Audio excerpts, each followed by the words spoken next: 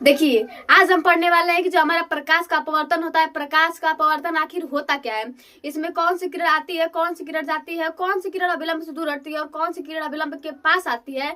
इन सभी क्वेश्चंस को आज हम देखने वाले हैं। और आपके माइंड में जितने डाउट्स है ना कि जो हमारा प्रकाश का अपवर्तन होता है, प्रकाश का अपवर्तन क्या होता है, इन सभी क्वेश्चन का आज हम खात्मा करने वाले हैं। तो चलिए स्टार्ट करते हैं।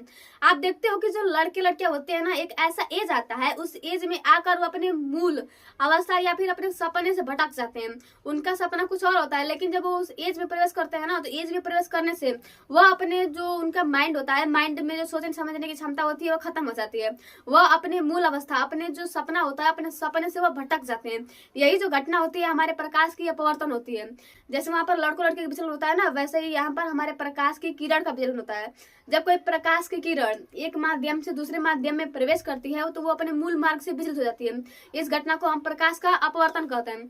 इसमें कंडीशन ये होता है कि जो आपका माध्यम होना चाहिए ना, माध्यम पारदर्शी होना चाहिए। जैसे कि मान लीजिए कि ये कोई तल है, ठीक, इस पर इसका जो ऊपर का माध्यम है, ऊपर का माध्यम कोई और माध्यम है, और जो नीचे का माध्यम है, नीचे का माध्यम कोई और है। जैसे कि आप लड़के लड़कियों को देख लीजिए, लड़के लड़कियों की जो एक अवस्था होती है ना, मतलब कहाँ से कहाँ तक होती है, 12 से 18 की जो अवस्था होती है, ये इनकी प्रारंभिक अवस्था होती है, किशोरा अवस्था होती है।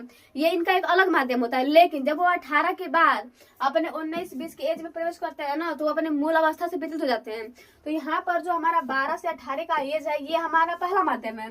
और यहाँ पर जो हमारा 20 से लेकर 25 या फिर 19 से लेकर 25 तक का जो एज है, ये हमारा सेकेंड माध्यम है। इसमें जो हमारा बाउंडेशन है, जो हमारा तल है, ये हमारा 19 और 18 के बीच में एक अवस्था होती है जिसमें जो लड़के लड़कियां होते हैं ये भटक जाते हैं। तो ये हमारा तल हुआ। इसमें जब कोई प्रकाश की किरण एक माध्यम से 20 और जब कोई प्रकाश की किरण एक माध्यम से दूसरे माध्यम में प्रवेश करती है तो वो अपने मूल मार्ग से विचलित हो जाती है। देखिए कैसे विचलित हुई, तो ये देखिए, ये आप जानते हो कि जो हमारी प्रकाश की किरण होती है, प्रकाश की किरण सीधी रेखा में गमन कर रही है। लेकिन यहाँ पर आप देख रहे हो कि जब ये प्रकाश की किरण एक माध्यम से दूसरे माध्यम में प्रवेश कर रही है तो ये सीधा न जा करके कुछ ना कुछ भटक जा रही है। अगर इसको सीधा जाना होता तो ऐसे निकल जाती है, एकदम से दाएं निकलती, लेकिन ये सीधा नहीं निकल रही है। जब ये एक माध्यम से दूसरे माध्यम में प्रवेश कर रही है तो ये अपने मूल मार्ग से ना कोई थोड़ा बहुत विचलित हो जा रही है। यही जो घटना होती है हमारे प्रकाश की अपवर्तन होती है। यही जो घटना होता है ये हमारा होता है प्रकाश का अपवर्तन। इसमें जो प्रकाश की किरण आकर गिरती है, इस किरण को हम कहते हैं आपतित किरण। इस किरण को हम क्या कहते हैं, तो इस किरण को कहते हैं हम आपतित किरण। इस किरण को हम कहते हैं आपतित किरण। और जो किरण अपने मूल मार्ग से विचलित हो जाती है उस किरण को हम कहते हैं अपवर्तित किरण। आपतित किरण और अपवर्तित किरण, इसे हम कहते हैं अपवर्तित किरण। इस किरण को हम कहते हैं आपतित किरण और इस किरण को कहते हैं हम अपवर्तित किरण। यहाँ जिस बिंदु पर जो हमारी आपतित किरण आगे गिरती है उस बिंदु को हम कहते हैं आपतन बिंदु। इस बिंदु को हम क्या कहते हैं, तो इस बिंदु को हम कहते हैं आपतन बिंदु। इस बिंदु को हम कहते हैं आपतन बिंदु। और देखिए ये हमारा क्या हुआ, आपतन बिंदु हुआ। जैसे कि आप लड़के लड़कियों में देख लीजिए, तो जो लड़के लड़कियां 12 से 18 वर्ष की अवस्था में होते हैं ना, उन्हें हम कहते हैं आपतित किरण। और वो आकर जिस दिन या फिर जिस पॉइंट पर अपने मूल मार्ग से विचलित हो जाते हैं उस पॉइंट को हम कहते हैं आपतन बिंदु। और उस मूल पॉइंट, चूंकि लड़के लड़के तो वही है, लड़के लड़के कोई चेंज नहीं हुआ है, जो आया वही है ना। तो जो लड़के लड़की है अपने मूल मार्ग से विचलित होने के बाद जिस अवस्था में प्रवेश करते हुए आगे बढ़ते हैं, वह जो अवस्था होती है वह उनकी अपवर्तित किरण की घटना होती है। यही होता है हमारा प्रकाश का अपवर्तन। और जो आपतन बिंदु होता है ना, जहां से वे भटक जाते हैं, उस पर अगर हम लंब खींच दे तो उस लंब को हम कहते हैं अभिलंब। इंग्लिश में इसको हम कहते हैं नॉर्मल। यहाँ पर जो हमारा आपतित किरण और जो हमारा अभिलंब होता है, अभिलंब दोनों के बीच में जो कोण बनता है, इस कोण को हम कहते हैं आपतन कोण। यहाँ पर जो कोण बनता है इस कोण को हम कहते हैं आपतन कोण। आपतन कोण, इस कोण को हम क्या कहते हैं, तो इस कोण को हम कहते हैं आपतन कोण। जो कोण हमारे अभिलंब और आपतित किरण के बीच बनता है उसी कोण को हम आपतन कोण कहते हैं। और इसे हम आई से डिनोट करते हैं। इसके बाद जो कोण हमारे अभिलंब और अपवर्तित किरण के बीच में बनती है, इस कोण को हम कहते हैं अपवर्तन कोण। ठीक, इस कोण को हम क्या कहते हैं, तो इस कोण को हम कहते हैं अपवर्तन कोण। इसे हम आर से डिनोट करते हैं। जो आपतन कोण होता है, आपतन कोण को हम आई से डिनोट करते हैं, और जो हमारा अपवर्तन कोण होता है उस कोण को हम आर से डिनोट करते हैं। ये हमारा खत्म हुआ। लेकिन आपने सुना होगा कि जो प्रकाश की किरण होती है ना, प्रकाश की किरण कभी कभी अविलंब की ओर झुक जाती है और कभी कभी अविलंब से दूर भागती है। तो यार ये कैसा कंडीशन होता है। वैसे जब एग्जाम होता है तो एग्जाम में इतनी भर्ती निकलती है कि मतलब भर्ती इतनी कम होती है कि लड़के लड़के इतने भर देते हैं ना। जब एग्जाम देने एग्जाम सेंटर पे जाते हैं तो जो रेल होता है ना, रेलवे या फिर जो ट्रेन होता है, ट्रेन में इतनी उनकी जनसंख्या बढ़ जाती है कि एकदम एक दूसरे से चिपक जाते हैं। वहां पर बैठने के लिए जगह नहीं होता है। एकदम जाकर आगे एकदम जो ट्रेन होता है, ट्रेन की अगली क्या होता है, उसका मुख होता है ना, मुख पर जाकर बैठते हैं। एकदम मतलब चिपक जाते हैं। लेकिन जब ट्रेन से बाहर निकलते हैं तो उनको थोड़ा राहत मिलती है। वह आराम से जहाँ जाना होता है वो अपने मतलब सेंटर पर चले जाते हैं। तो यही होता है हमारा सघन माध्यम और विरल माध्यम। यहाँ पर जो ट्रेन का डिब्बा था ना, जिसमें जो लड़के लड़के एकदम खचाखच भरे हुए थे, एकदम मतलब बेचैन थे, एक दूसरे चिपक के थे, मतलब बस उनको चाहिए था जगह बैठने के लिए, वह होता है हमारा सघन माध्यम। लेकिन जब वो ट्रेन से बाहर निकले, जब उनको एकदम राहत मिला, हुआ जहां मन तहां जा सकते थे, वह था हमारा विरल माध्यम। यहाँ पर जो सघन माध्यम था, सघन माध्यम में जो कण थे वो एकदम पास थे। लेकिन जो हमारा विरल माध्यम था, विरल माध्यम में जो हमारे कण थे वह दूर दूर थे। तो यही होता है हमारा सघन माध्यम और विरल माध्यम। लेकिन यहाँ पर एक पॉइंट अपने आप को सपोज कर लीजिए। जैसे कि मान लीजिए कि आप जा रहे हो ना एग्जाम देने, तो जब आप रेलवे के बाहर रहोगे ना, जब ट्रेन होगा, ट्रेन के बाहर रहोगे ना, तो एकदम आप आराम से जहाँ मतलब ना आप आराम से घूमते फिरते ना उसमें प्रवेश करोगे। लेकिन जब आप ट्रेन में प्रवेश कर दोगे तो आपको इतना सकेत हो जाएगा ना कि आपको किसी तरह सिकुड़ के रहना पड़ेगा। एकदम मतलब सिकुड़ के ऐसे जाओगे, मतलब कहीं ना कहीं झुक जाओगे। तो जो किरण विरल माध्यम से सघन माध्यम में प्रवेश करते, जैसे कि मान लीजिए कि ये हमारा वायु है, ठीक, ये हमारा क्या है, वायु है।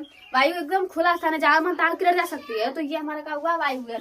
जब कोई प्रकाश किरण किसी विरल माध्यम से, जैसे कि वायु, विरल माध्यम से सघन माध्यम, जैसे कि मान लीजिए कांच की जो कण एकदम पास है, लेकिन जो वायु कण है वो दूर दूर है, तो वो इसलिए विरल माध्यम है और ये हमारा सघन माध्यम है। तो जब कोई प्रकाश किरण किसी विरल माध्यम से सघन माध्यम में प्रवेश करती है तो वो अविलंब की ओर झुक जाती है। क्या होती है, हमारी जो अविलंब की ओर झुक जाती है। और इसके विपरीत देख लीजिए, अगर मान लीजिए कोई प्रकाश की किरण है, पहला माध्यम मान लीजिए कांच है और सेकंड माध्यम हमारा क्या है, वायु है। जब वो कांच से वायु में आएगी तो कांच तो एकदम सघन माध्यम है, एकदम उसमें सिकुड़ के वो पहले ही बैठे। जैसे कि आप ट्रेन देख लीजिए, जब आप ट्रेन के डिब्बे में रहोगे ना तो एकदम सिकुड़ के एकदम मतलब सकेत में रहोगे, आपको आने जाने का रास्ता नहीं रहेगा। लेकिन जैसे ही आप वहां से छूटोगे ना, जैसे ही आप ट्रेन से छूटोगे तो एकदम आपकी राहत की सांस मिलेगी। तो जब कोई प्रकाश की किरण किसी सघन माध्यम से विरल माध्यम में प्रवेश करती है तो वह अपने अविलंब से दूर भागती है, और जब सघन से विरल में प्रवेश करती है तो अविलंब की ओर झुक जाती है। ये होता है हमारा सघन माध्यम और विरल माध्यम। समझ में आया ना। तो याद करने के लिए बस उस बच्चों को याद रखिएगा, जो बच्चा एग्जाम देने जा रहा है, जो बच्चा एग्जाम देने जा रहा है वो जब प्लेटफॉर्म पे, रेलवे के प्लेटफॉर्म पे, तो वो विरल माध्यम है। लेकिन जब उसने रेल के डिब्बे में प्रवेश किया तो वो उसका सघन माध्यम था। और जो ट्रेन का जो बाउंडेशन था, जो ट्रेन पर चढ़ने वाला था, वो हमारा अविलंब था। तो ये हमारा विरल माध्यम हो गया। इसमें से जब वह प्लेटफॉर्म से रेलवे में प्रवेश किया तो वह अविलंब की ओर झुक गया, मतलब ट्रेन की ओर झुक गया। लेकिन जब वह एग्जाम देने के लिए उतरा तो जो ट्रेन था, ट्रेन उसका सघन माध्यम था, और जो प्लेटफॉर्म था, प्लेटफॉर्म उसका विरल माध्यम था। ये हमारा खत्म हुआ, हमारा सघन माध्यम और विरल माध्यम खत्म हुआ। अगर मैं आपसे पूछूंगी, बताइए कि जो पानी है और जो हमारा कांच है, दोनों में कौन सा सघन माध्यम है, तो आप कहोगे कि जो पानी है, पानी हमारा विरल माध्यम है। लेकिन जो हमारा कांच है, कांच हमारा सघन माध्यम है। कैसे, तो जो कांच है, कांच के जो अणु है एकदम पास है, लेकिन जो पानी के अणु है, पानी के अणु थोड़े थोड़े दूर है। तो ये हमारा सघन हुआ और ये हमारा विरल हुआ। यहाँ पर जो हमारा अपवर्तन होता है, अपवर्तन के हमारे 2 टाइप्स होते हैं।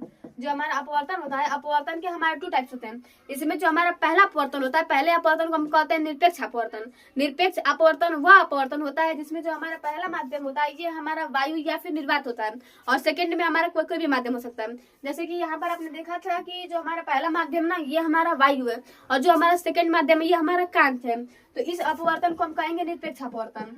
इस अपवर्तन को हम क्या कहेंगे, तो इस अपवर्तन को हम कहेंगे निरपेक्ष अपवर्तन। लेकिन वही जब कोई प्रकाश की किरण किसी कांच से किसी हीरे में प्रवेश कर रही है, तो माध्यम तो दोनों है ना, कांच भी माध्यम है और हीरा भी माध्यम है। तो इन दोनों के बीच जो हमारे अपवर्तन की घटना होगी, इस अपवर्तन की घटना को हम कहेंगे सापेक्ष अपवर्तन। निरपेक्ष अपवर्तन बस इतना अंतर होता है कि जो निरपेक्ष अपवर्तन होता है, इसमें जो हमारा पहला माध्यम होता है या फिर इसमें हमारा वायु या निर्वात होता है। लेकिन जो हमारा सेकंड माध्यम होता है, सेकंड माध्यम हमारा कोई माध्यम हो सकता है। सापेक्ष अपवर्तन वो अपवर्तन होता है जिसमें हमारा दोनों माध्यम होने चाहिए। तो यह होता है हमारा निरपेक्ष अपवर्तन और सापेक्ष अपवर्तन। जो हमारा अपवर्तन होता है, अपवर्तन के दो नियम होते हैं। इसमें जो पहला नियम वही होता है कि इसमें आपतित किरण, अपवर्तित किरण और अभिलंब, आपतित किरण, अपवर्तित किरण और आपतन बिंदु पर खींचा गया अभिलंब तीनों एक ही तल में स्थित होते हैं। सेकेंड नियम ये होता है कि जो आपतित किरण आपतन कोण की ज्या, अपवर्तन कोण की ज्या, दोनों का जो अनुपात होता है एक नियतांक होता है। जो हमारा sine i upon sine r, sine i upon sine r, ये का होता है नियतांक होता है। इसे हम स्नेल का नियम भी कहते हैं। तो ये जो हमारा हुआ प्रकाश का अपवर्तन बस हमारा इतना ही होता है। तो फिर मिलते हैं अगले वीडियो में।